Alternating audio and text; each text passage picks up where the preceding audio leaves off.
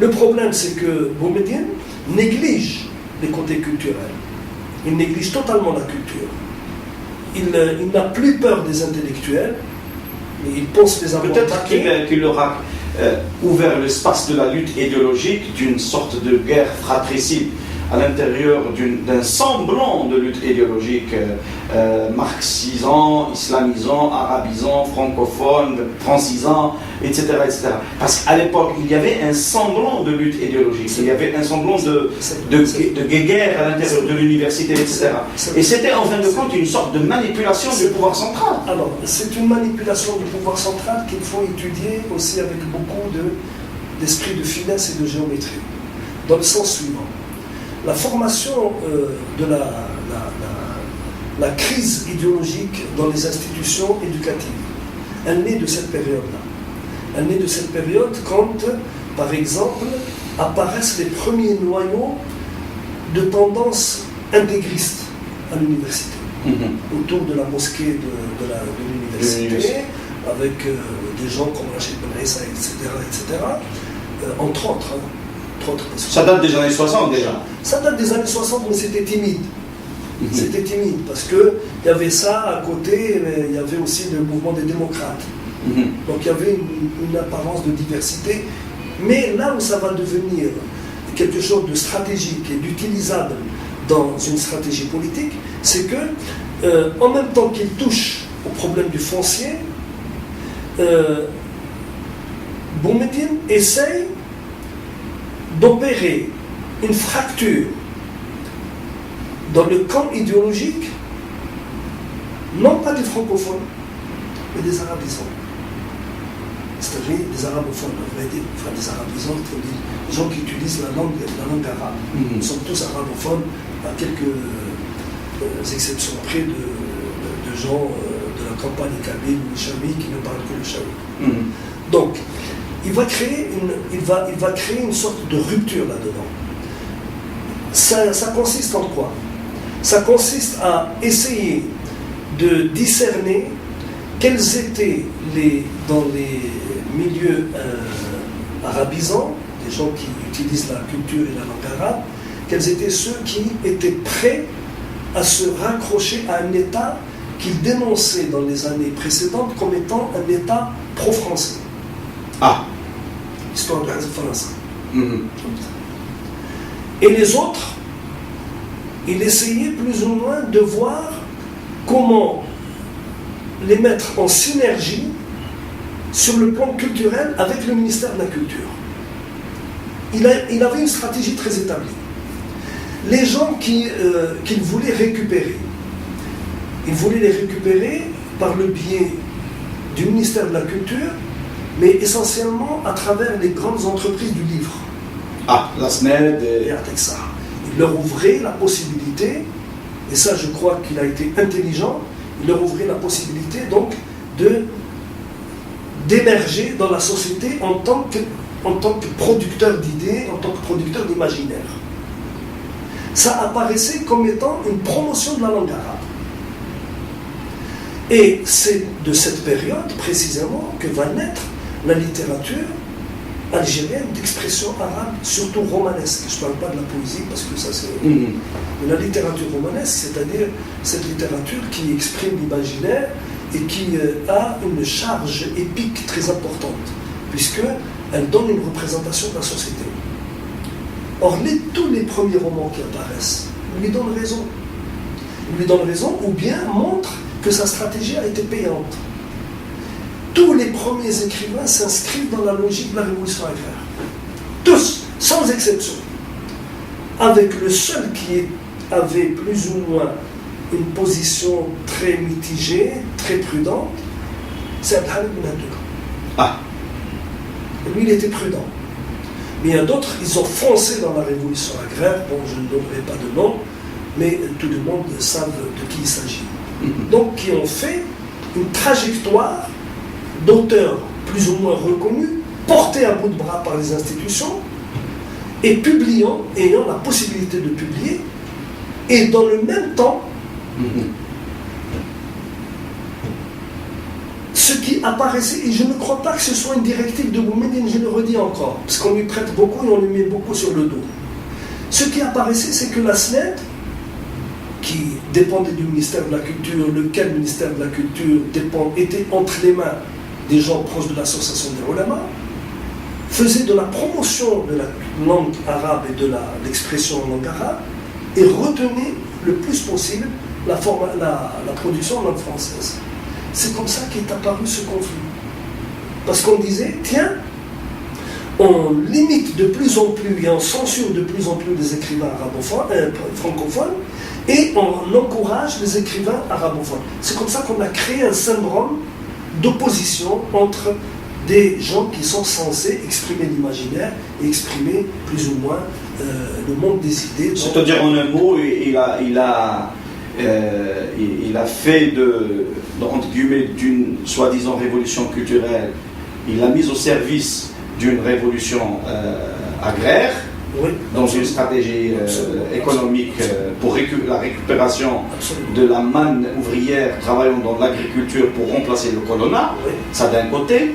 Et de l'autre côté, il leur a jeté un os sur lequel il se battait, qui s'appelait la langue arabophone, francophone, et dans l'arabe il y a l'idéologie islamisme, etc., ulama, et de l'autre il y a plutôt démocratisme, communisme, laïcisme, etc. Oui, absolument. Donc à partir de là se cristallise cette opposition qui va se radicaliser de plus en plus entre arabophones et francophones, et elle va trouver à s'exprimer où elle se trouve, elle va trouver à s'exprimer dans l'édition et dans l'enseignement. C'est les deux autres espaces. Sachant qu'à l'époque, la presse était limitée, elle était fermée, elle était au service du parti, elle était au service du pouvoir en place, etc.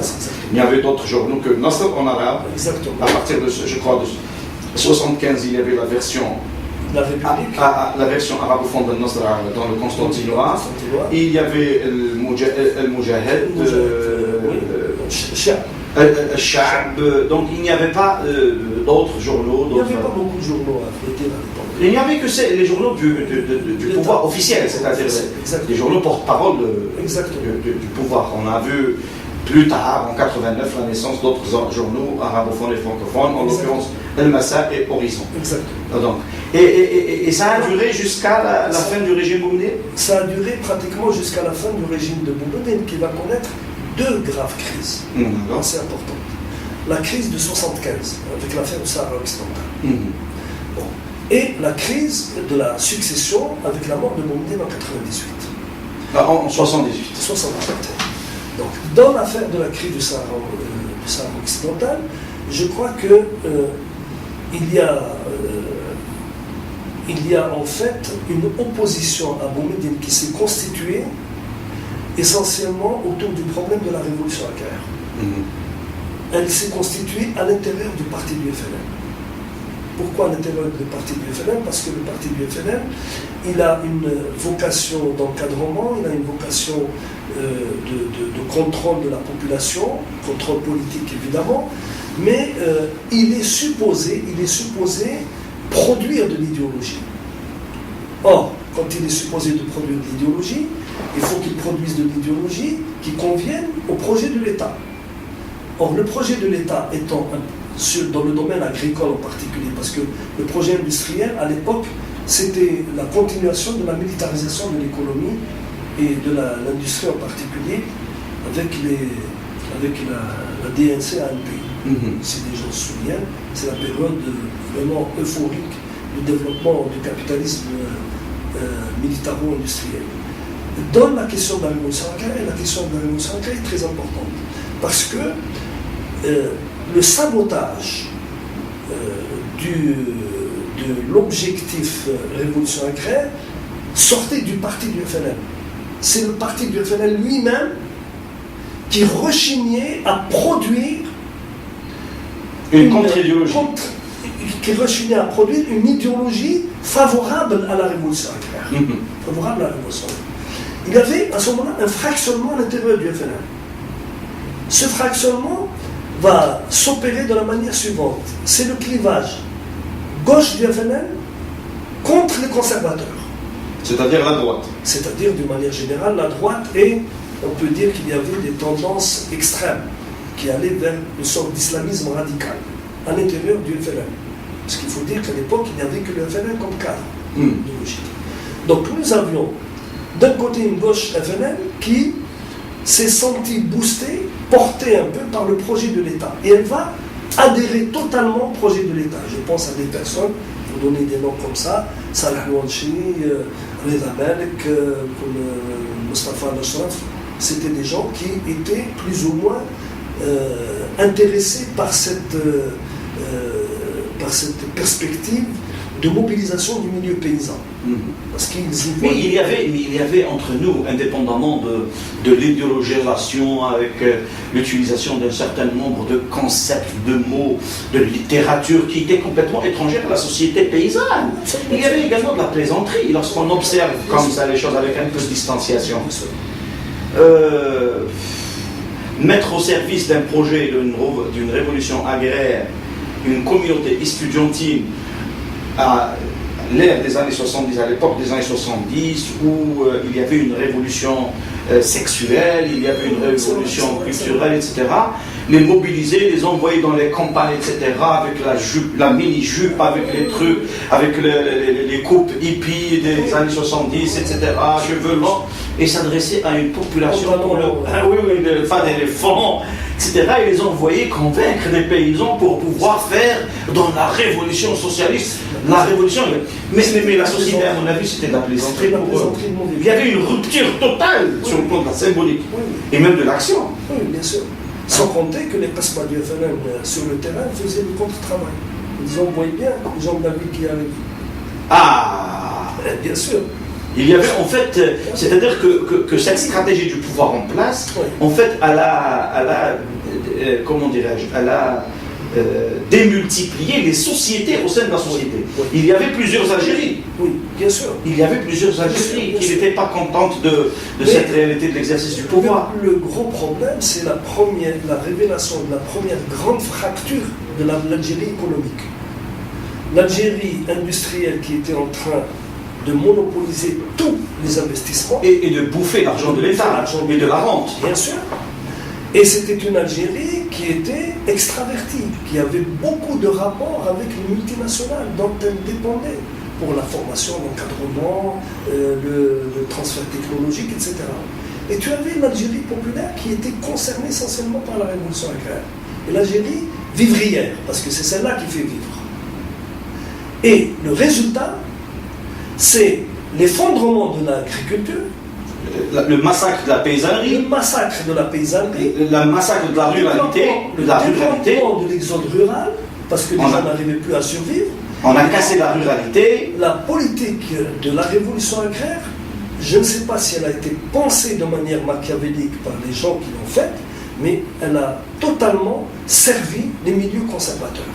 Contrairement au projet de Boumediene qui voulait en faire une espèce de justice sociale envers les paysans, comme on disait à l'époque, fer de lance de la révolution. Mais ça a donné complètement l'effet, un effet pervers et inverse. Totalement inverse. Était-il au courant de cela? Avait-il mesuré cela? Peut-être que ça le dépassait complètement. Penses-tu que Boumediene avait-il les capacités intellectuelles pour pouvoir comprendre toutes ces subtilités de... Est-ce qu'on peut revenir à un questionnement antérieur? Oui. Est-ce que ce n'est pas la révélation, précisément, du déficit intellectuel, de la médiocrité, de l'échec de tout un mouvement historique, tout un mouvement de constitution de l'État? Pourquoi?